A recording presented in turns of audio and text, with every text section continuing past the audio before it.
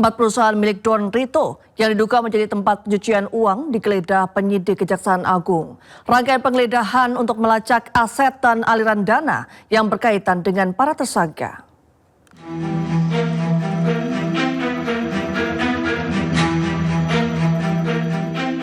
Setelah pekan lalu penyidik Kejaksaan Agung menggeledah rumah pribadi ex-Jampitsus tersangka dugaan pencucian uang Febri Adriansyah, Senin 3 Agustus, tim 9 Kejaksaan Agung menggeledah sejumlah titik di Jakarta Selatan dan Depok.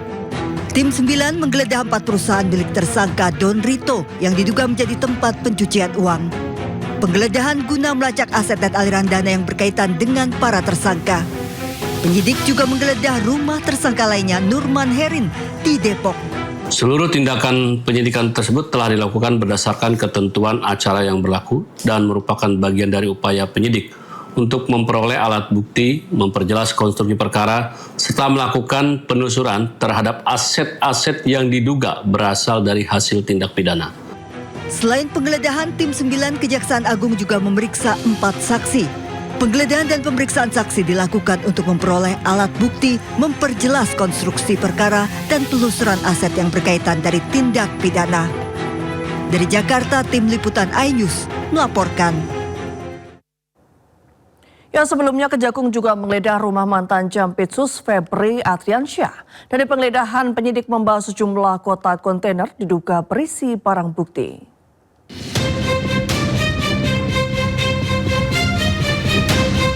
Penggeledahan dilakukan di rumah mantan Jampitsus Febri Adriansyah di kawasan Jakarta Selatan. Proses penggeledahan berlangsung selama 3 jam, mulai pukul 18.30 hingga 21.30 waktu Indonesia Barat. Dari lokasi, penyidik menyita dokumen-dokumen yang diduga berkaitan dengan dugaan tindak pidana pencucian uang. Menurut Kepala Pusat Penerangan Hukum Kejaksaan Agung, Anang Supriyatna, dokumen yang disita akan diajukan penetapan penyitaan ke Pengadilan Tipikor sebelum dianalisis untuk memperkuat alat bukti dalam penyidikan. Pada hari Jumat 31 Juli 2026, tim penyidik telah melaksanakan tindakan penggeledahan di salah satu rumah milik saudara Epa di daerah Rajo Dalam. Berdasarkan surat perintah penyidikan yang telah diterbitkan dalam perkara dugaan tindak pidana pencucian uang atau PPU, dari hasil penggeledahan tersebut, penyidik melakukan penyitaan terhadap sejumlah dokumen yang diduga memiliki keterkaitan dengan perkara yang sedang disidik. Selanjutnya, sesuai dengan ketentuan hukum acara, penyidik akan mengajukan permohonan persetujuan penyitaan kepada Pengadilan Tindak Pidana Korupsi. Dokumen-dokumen tersebut nantinya akan dianalisis dan digunakan sebagai alat bukti guna memperkuat pembuktian serta konstruksi perkara yang sedang ditangani. Kasus ini merupakan pengembangan dari penyidikan dugaan TPPU yang menjerat Febri Adriansyah. Sebelumnya, Febri telah ditetapkan sebagai tersangka dan ditahan di rutan KPK. Tim Liputan iNews melaporkan. Ya, ex-Jampitsus segera mengajukan 2 permohonan pra-peradilan. Kuasa hukum menyebut terdapat 9 kejanggalan dalam penetapan Febri sebagai tersangka. Ini sudah menjadi keputusan pimpinan. Saya siap menghadapinya, ya. Dan saya merasa memang ini kriminalisasi. Terima kasih ya. Ex-Jampitsus Febri Adriansyah menyiapkan 2 permohonan pra-peradilan untuk menguji proses hukum yang menjeratnya. Tim kuasa hukum Febri Adriansyah mengklaim temukan 9 kejanggalan dalam penanganan perkara. Tim advokat akan menempuh upaya hukum lanjutan melalui 2 pra-peradilan untuk menguji penetapan status tersangka dan upaya paksa penahanan yang dilakukan Kejaksaan Agung. Sebelumnya kami sudah mengidentifikasi setidak-tidaknya terdapat 9 kejanggalan, ya 9 potensi pelanggaran hukum, terutama hukum acara pidana dalam penanganan perkara ini. Maka melalui konferensi pers ini kami ingin menyampaikan secara jelas rencana strategi hukum lanjutan. Kedua permohonan akan diajukan secara terpisah. Pemisahan dilakukan karena objek dan tindakan hukum yang diuji berbeda, sehingga memiliki dasar pengujian masing-masing. Dari Jakarta, tim Liputan iNews melaporkan. Ya, kita ke informasi selanjutnya. Pemirsa, sidang pra-peradilan ketiga yang diajukan Roy Suryo terkait tuntutan ganti rugi atas penangkapan dan penahanan kembali digelar di Pengadilan Negeri Jakarta Selatan. Persidangan beragendakan penyerahan kesimpulan dari pihak pemohon dan termohon. Ya, sidang yang dimulai sekitar pukul 2 siang berlangsung singkat dengan agenda penyerahan berkas kesimpulan kedua belah pihak. Usai sidang, kuasa hukum Roy Suryo, Gafur Sangaji menegaskan, pra-peradilan ketiga hanya berfokus pada tuntutan ganti rugi sebagai konsekuensi dari putusan tersebut. Tim kuasa hukum Roy Suryo menyatakan menyerahkan sepenuhnya besaran ganti rugi kepada pertimbangan hakim. Sementara putusan permohonan pra-peradilan ketiga dijadwalkan pada Kamis 6 Agustus 2026.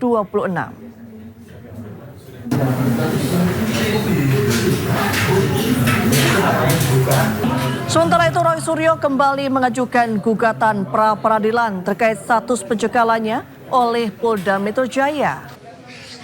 Sidang perdana akan digelar Jumat 7 Agustus. Roy menilai pencekalan terhadap dirinya layak diuji melalui mekanisme pra-peradilan. Ia juga ingin menguji prosedur penetapannya sebagai tersangka kasus tudingan ijazah palsu Presiden ke-7 Joko Widodo. Kubu Roy Suryo akan menjalani sidang pra-peradilan jilid 4 pada hari Jumat terkait pencekalannya oleh Polda Metro Jaya. Jadi ini saya umumkan, nanti silakan dikonfirmasi ke Dr. Rifa dan juga kuasa hukumnya. Ya, kami berdua menjalankan pra-peradilan. Saya akan menjalankan pra-peradilan yang keempat pada hari Jumat dengan isi adalah soal pencekalan dan juga ada beberapa sprint.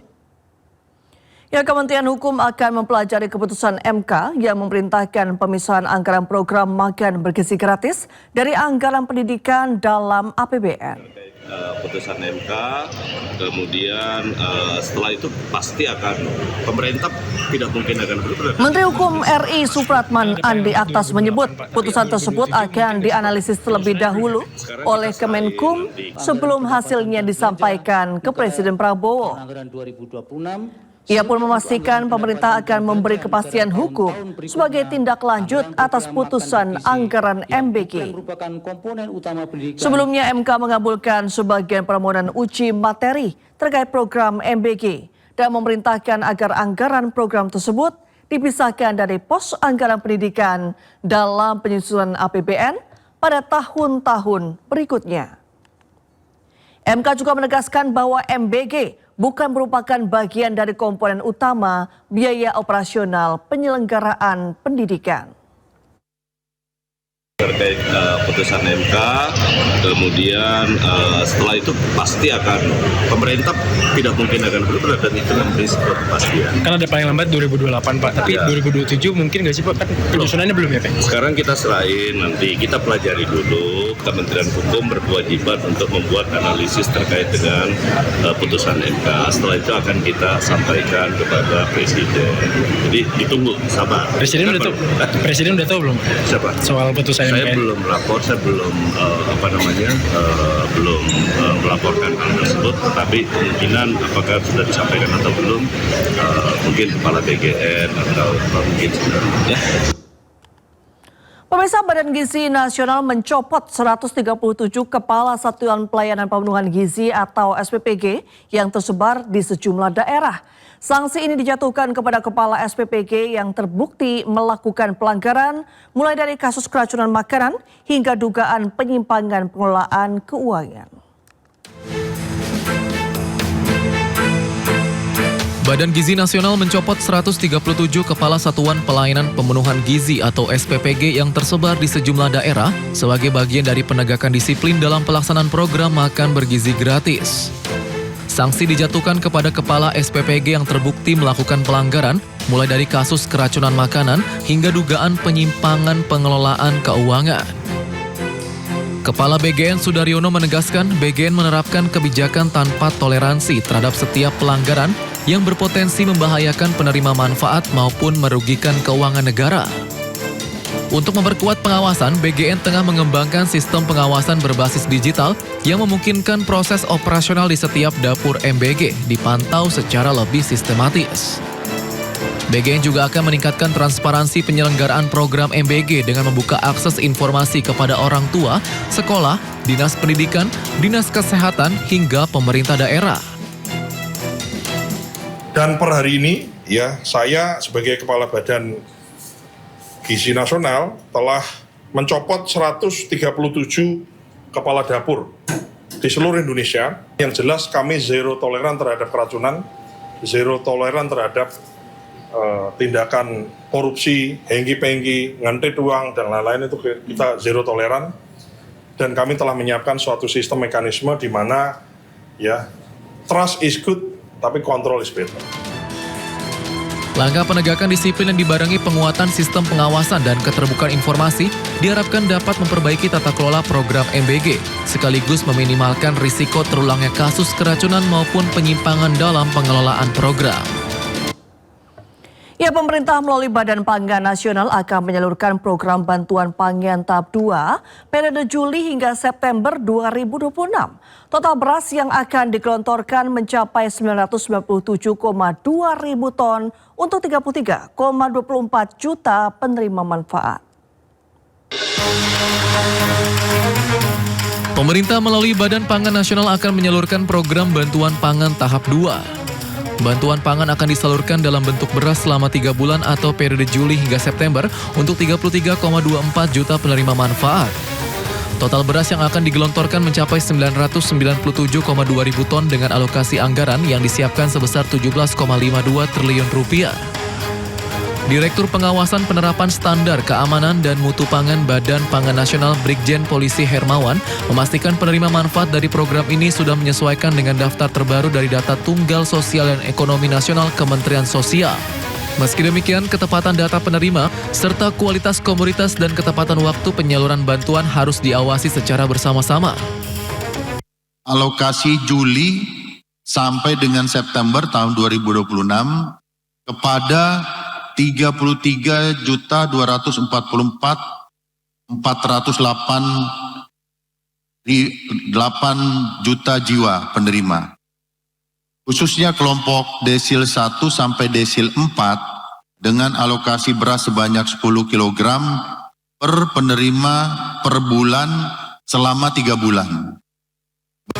Bappenas meminta pemerintah daerah agar dapat segera berkoordinasi dengan Perum Bulog di daerah masing-masing sebagai persiapan pelaksanaan.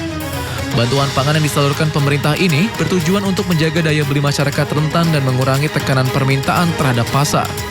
Jakarta, Tim Liputan IDX Channel.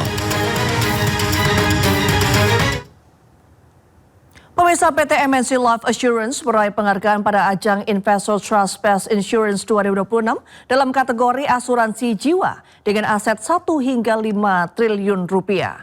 Penghargaan ini menjadi bukti MNC Life semakin dipercaya oleh masyarakat dalam perlindungan finansial.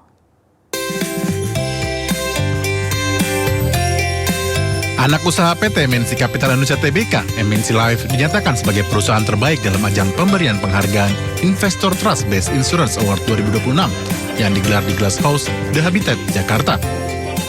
Penghargaan yang diinisiasi investortrust.id merupakan apresiasi bagi perusahaan yang memiliki kinerja keuangan yang sehat, pertumbuhan yang konsisten, serta manajemen risiko yang efektif selama periode 2021 hingga 2025.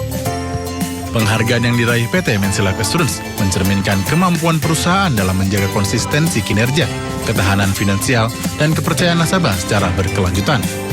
Terima kasih kepada Investor Trust atas penghargaan yang kami terima. Tentunya penghargaan ini menjadi bukti bahwa konsistensi dalam menjaga kinerja dan juga tata kelola perusahaan yang baik atau good corporate governance, serta kualitas layanan merupakan fondasi yang kuat dalam pertumbuhan MNC Life. MNC Life mendapatkan penghargaan dalam kategori asuransi jiwa dengan aset 1 hingga 5 triliun rupiah dengan berbagai kriteria, mulai dari pertumbuhan aset, premi dan pertumbuhan laba, serta governance, risk management, and compliance-nya. Jadi apapun juga pengelolaan perusahaan asuransi yang diharapkan oleh publik adalah ketika dia mengalami masalah, maka janji itu harus dipatuhi.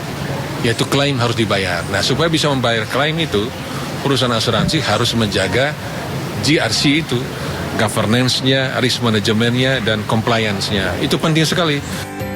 Melalui penghargaan ini, MNC Life menegaskan komitmennya untuk terus menghadirkan solusi perlindungan finansial yang inovatif, inklusif, dan berbasis digital melalui berbagai produk asuransi jiwa, kesehatan, dan kecelakaan, guna memenuhi kebutuhan masyarakat yang terus berkembang.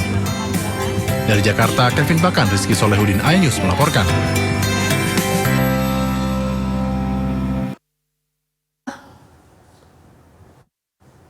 Ya, informasi menarik lainnya akan kami hadirkan usai jeda. Tetaplah bersama kami.